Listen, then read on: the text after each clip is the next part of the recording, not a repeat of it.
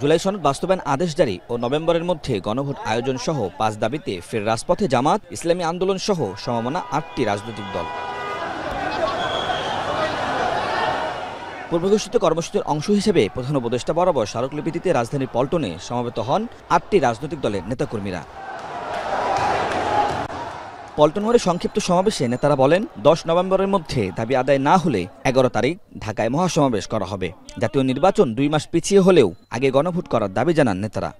আপনাকেই বলছি, ইন্স্যুরেন্স করলে সিটিতে সুরক্ষা পাবেন নিশ্চিত। গণভোট আয়োজন করতে হবে।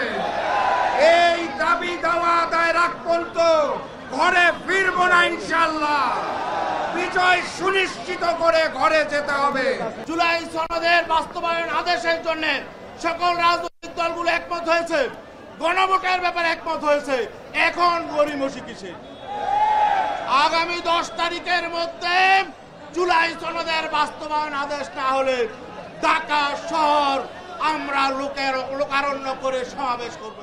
এ সময় জামায়াতের নায়েবে আমির ডাক্তার আব্দুল্লাহ মোহাম্মদ তাহের বলেন, নির্বাচনের তফসিল ঘোষণার পরেও গণভোট আয়োজন সম্ভব। বিএনপিকে রাজনৈতিক দলগুলোর সাথে আলোচনার জন্য কমিটি গঠনের আহ্বান জানান তিনি।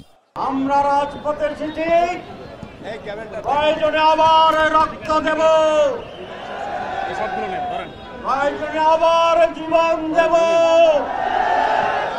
আমাদের জুলাইয়ের অর্জনকে ব্যর্থ হতে দেব না। জুলাই সনদ বাংলার মাটিতে যাই দেওয়া হয়েছে হুবহু সেইটাই আইনি ভিত্তির মাধ্যমে এই দেশের সংবিধানে অন্তর্ভুক্ত হবে ইনশাআল্লাহ। পরে পল্টন মোড় থেকে মিছিল নিয়ে মৎস্য ভবনের সামনে এলে বাধা দেয় পুলিশ। পরে মিয়া গোলাম পরোয়ারের নেতৃত্বে ৮ সদস্যের প্রতিনিধি দল ফরেন সার্ভিস একাডেমিতে স্মারকলিপি দিতে যায়। সেখানে প্রধান উপদেষ্টার পক্ষ থেকে স্মারকলিপি গ্রহণ করেন শিল্প এবং গৃহায়ন ও গণপূর্ত উপদেষ্টা আদিলুর রহমান খান। এসময় জামায়াতের সেক্রেটারি জেনারেল মিয়া গোলাম পরোয়ার ৫ দফা দাবি মেনে নেওয়ার আশা প্রকাশ করেন। অন্যথায় কঠোর কর্মসূচির কথাও বলেন। আশা করি ওনারা আমাদের এই স্মারকলিপির বক্তব্যকে বিবেচনায় নিয়ে যথাসময়ে প্রয়োজনীয় সিদ্ধান্ত গ্রহণ করবেন ইনশাআল্লাহ। ওমর ফারুক, এখন, ঢাকা।